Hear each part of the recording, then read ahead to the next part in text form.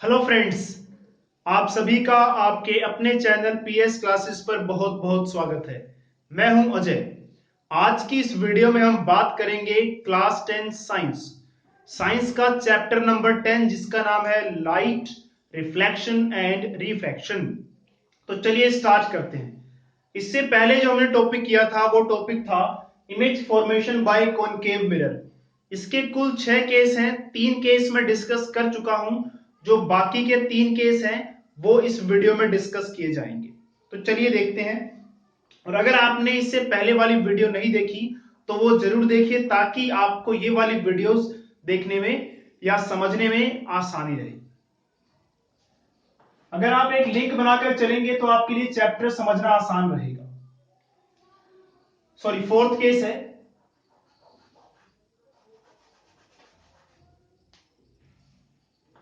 तो अभी तक हम क्या कर चुके थे, हमारा ऑब्जेक्ट पहले इंफिनिटी पे था, फिर सेंटर के पीछे था, फिर सेंटर पर था। अगला केस क्या है, सेंटर और फोकस के बीच में ऑब्जेक्ट को रखा जाएगा। तो object is placed between C and F। Centre of curvature और फोकस के बीच में ऑब्जेक्ट को रखा जाएगा। चलिए इसकी इमेज ड्रॉ करके देखते हैं कैसी बनेगी इसकी इमेज।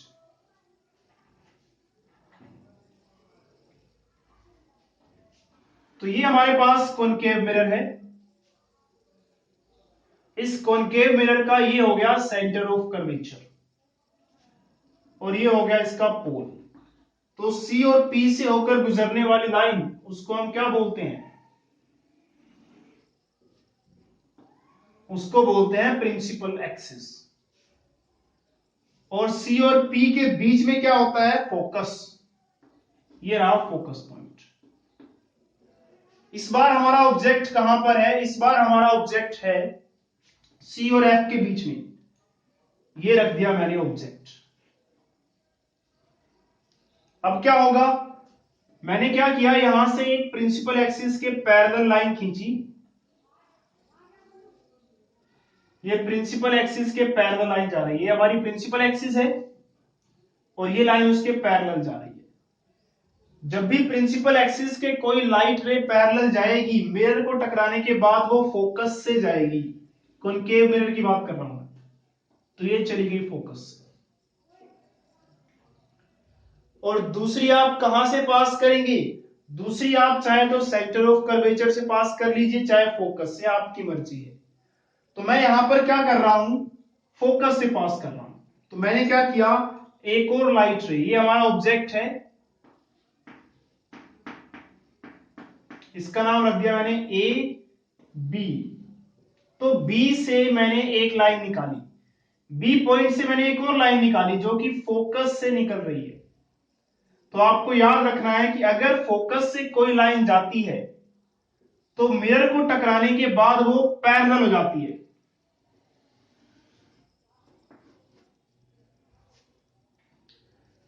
तो हम ये देखेंगे कि इमेज कहां बनेगी। इमेज देखने के लिए आपको क्या ध्यान रखना है कि मिरर को टकराने के बाद जो रिफ्लेक्टेड रे है, रिफ्लेक्टेड रे ये रही और दूसरी वाली रिफ्रैक्टेड रे ये रही, दोनों यहां पे मिल रही है। इसका एरो मैं यहां बना देता हूं। तो ये बन रही है इसकी इमेज।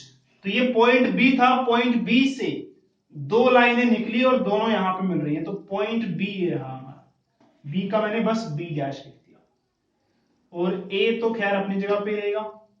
तो जो हमारा ऑब्जेक्ट था ए बी, उसकी इमेज बनी है ए डैश बी डैश। ये हमारी इमेज है। चलिए अब इसके बारे में बात कर लेते हैं, इमेज कैसी है, सीधी है, उल्टी है, बड़ी है, छोटी है। तो इमेज इज फॉर्म्ड, इमेज कहां बनी है, सी से पीछे, बिहाइंड सी। कैसी बनी है, बड़ी। ये ऑब्जेक्ट है, ये इसकी इमेज है, तो एनलार्ज्ड। इसके अलावा जो यहां पे इमेज बनाई हमने उसमें लाइंस एक्चुअल में मिल रही हैं। तो जब भी इमेज बने एक्चुअल लाइंस की मीटिंग की वजह से, एक्चुअल में लाइंस के मिलने की वजह से, वो इमेज होती है रियल इमेज। और उल्टी बनी हुई है, ए बी ऐसे था और ए डैश बी डैश ऐसे है, रियल एंड इनवर्टेड।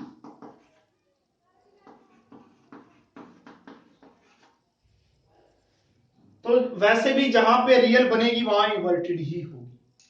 चलिए बात करते हैं केस नंबर 5 की। तो अब क्या करेंगे, ऑब्जेक्ट हमारा सी और एफ के बीच में था, अब ऑब्जेक्ट को और पास लाएंगे यानी कि एफ पॉइंट पर। तो चलिए स्टार्ट करते हैं।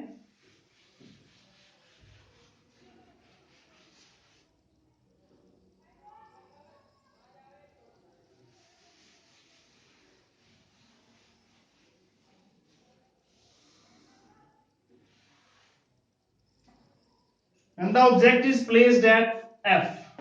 ये केस काफी इंपॉर्टेंट है, ये वाला भी और इसके बाद वाला केस भी। इनमें से डायरेक्ट क्वेश्चन पूछ लिया जाता है। ये हमारा मिरर हो गया,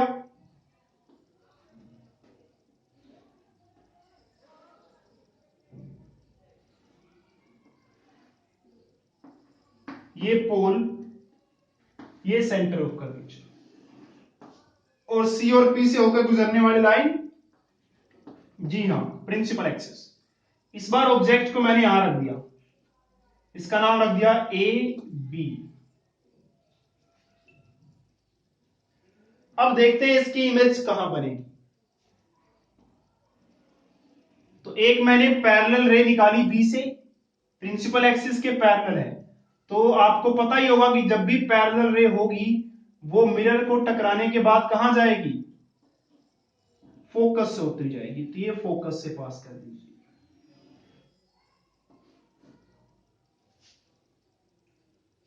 दूसरी हम फोकस से नहीं पास करते, दूसरी हम कहां पर पास करेंगे, सी की डायरेक्शन में। तो दूसरी रे को हम सी की डायरेक्शन में पास करते हैं। ये सी की डायरेक्शन में रे मैंने निकाली, तो ये सी की एग्जैक्ट डायरेक्शन में रे निकलती है। तो मैंने आपको बताया है कि अगर सी की डायरेक्शन में लाइट रे निकलती है तो टकराने के बाद एग्जैक्टली वही पाथ फॉलो करेगी, तो एग्जैक्टली वही पाथ फॉलो करेगी, तो एग्जैक्टली सी से निकलती हुई दिखाई देगी।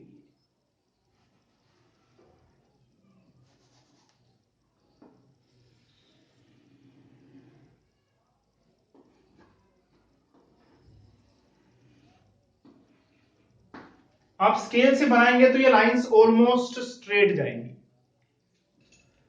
तो अब इमेज कहां बन रही है, जहां पे लाइट रेज मिलेंगी, लेकिन मिलेंगी तो है ही नहीं, ये तो पैरेलल है, सीधी जाती जाएंगी, कहीं पर मिलेंगी नहीं। तो इमेज कहां बनेगी, पता नहीं, बहुत दूर कहीं पर मिलेगी भी के नहीं मिलेगी। तो इमेज कहां बनेगी,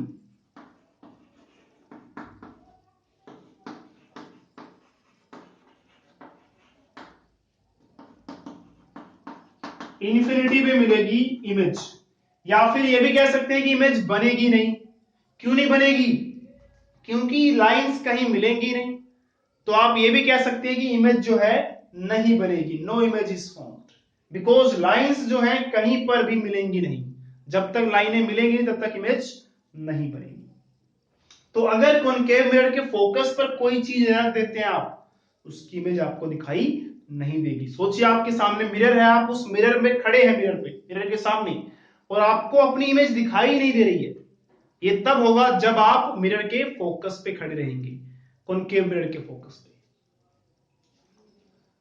इन्फिनिटी कह सकते हैं आप, बनेगी नहीं। और जब बनेगी नहीं तो उसको हम क्या बोलेंगे, पॉइंट साइज्ड। जब दिखाई नहीं दे रही भाई, हम यही कहेंगे ना बहुत ही छोटी है, हाईली डिमिनिश्ड।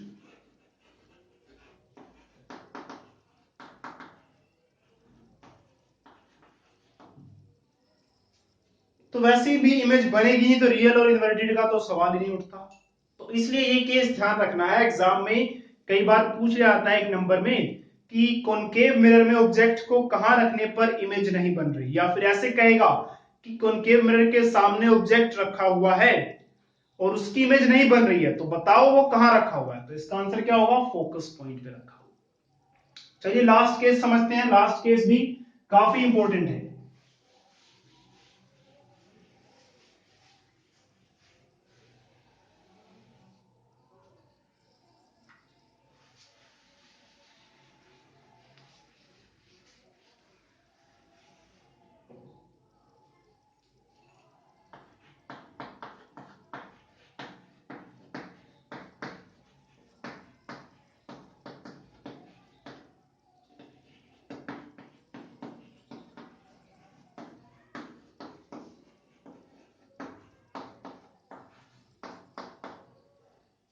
तो हम ऑब्जेक्ट को और पास ले आए हैं। पहले एफ पे रखा था फिफ्थ केस में, सिक्स्थ केस में क्या किया हमने, और पास ले आया, यानी कि उसको पी और एफ के बीच में रख दिया।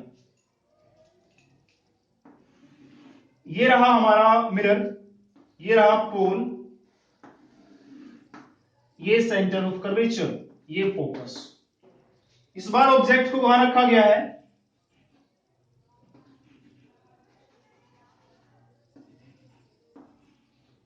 एफ और पी के बीच में। देखते हैं इसकी इमेज कहां बनेगी। ये मैंने एक सीधी रे पास की प्रिंसिपल एक्सिस के पैरेलल, तो कहां से जाएगी, फोकस पॉइंट से जाएगी। चलिए अब क्या करेंगे अब हम एक सी की डायरेक्शन में, ये रही सी की डायरेक्शन ऐसी, तो सी की सीध में एग्जैक्टली उसकी डायरेक्शन में मैंने एक रे पास करी। तो सी की डायरेक्शन में अगर कोई लाइट रे जाती है टकराने के बाद, वो वैसे ही वापस आ जाएगी। तो ये गई और टकराने के बाद यहीं से वापस।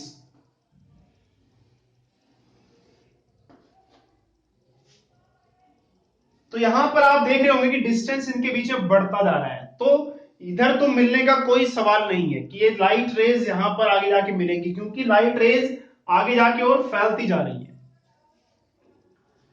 लेकिन अगर मैं इसको यहां पे ड्रॉ करूं, इनकी जो डायरेक्शन है उस डायरेक्शन में लाइट रेज खींच के देखूं, एक्चुअल लाइंस तो यहां से चली गई और फैलती हुई जाएंगी, वहां तो मिलेंगी नहीं। लेकिन मिरर के पीछे अगर मैं इनकी डायरेक्शन में लाइंस खींचूं, स्ट्रेट लाइन इनकी एग्जैक्ट डायरेक्शन में,